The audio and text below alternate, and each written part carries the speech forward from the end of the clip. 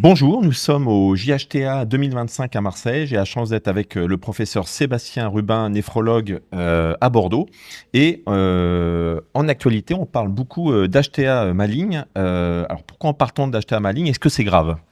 Alors, bonjour, merci. Oui, l'HTA maligne, on en parle beaucoup parce que pour deux raisons. C'est pas si rare que ça.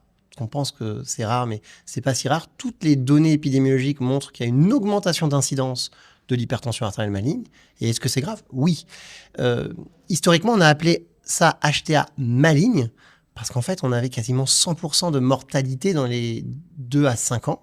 Alors, les traitements modernes de l'hypertension artérielle ont considérablement amélioré le pronostic, mais ça reste une maladie grave avec beaucoup d'événements cardiovasculaires. Donc finalement, on en parle. Est-ce qu'il y a du neuf? Et finalement, comment on fait le diagnostic?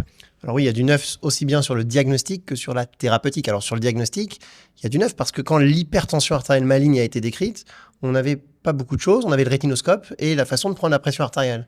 Et donc on s'est rendu compte que les pressions artérielles très élevées avec des anomalies au fond d'œil, c'est elles qu'on appelait HTA maligne et c'était des patients qui mouraient.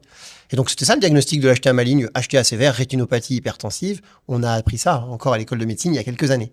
Les choses ont beaucoup changé aujourd'hui parce qu'on arrive à mieux caractériser les atteintes du petit vaisseau dans tous les organes, pas que dans l'œil. Parce que maintenant, on n'a plus que le rétinoscope. On a aussi l'IRM cérébral, on analyse des biopsies rénales, on est capable d'analyser plus finement l'atteinte cardiovasculaire, microvasculaire, etc. Donc en fait, le diagnostic a changé. Et aujourd'hui, comment on diagnostique finalement une hypertension artérielle maligne? C'est une hypertension artérielle sévère avec une atteinte ischémique des organes cibles. Et ces organes cibles, c'est l'œil, le cerveau, le cœur, le rein et aussi, très important, la microangiopathie thrombotique, c'est-à-dire l'atteinte de l'endothélium.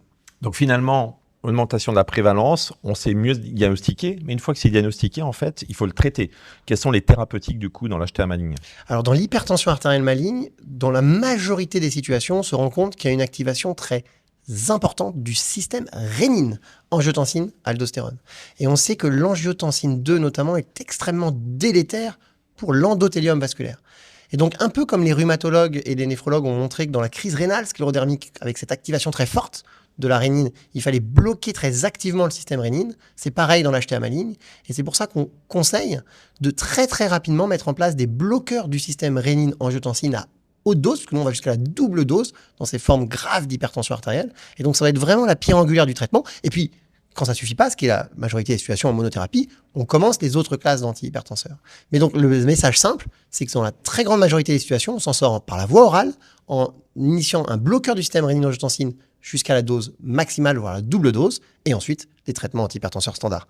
Et dernière chose, Benoît, la recherche de l'étiologie de l'HTA maligne est importante, mais elle se fait le plus souvent après la phase aiguë. Merci Sébastien.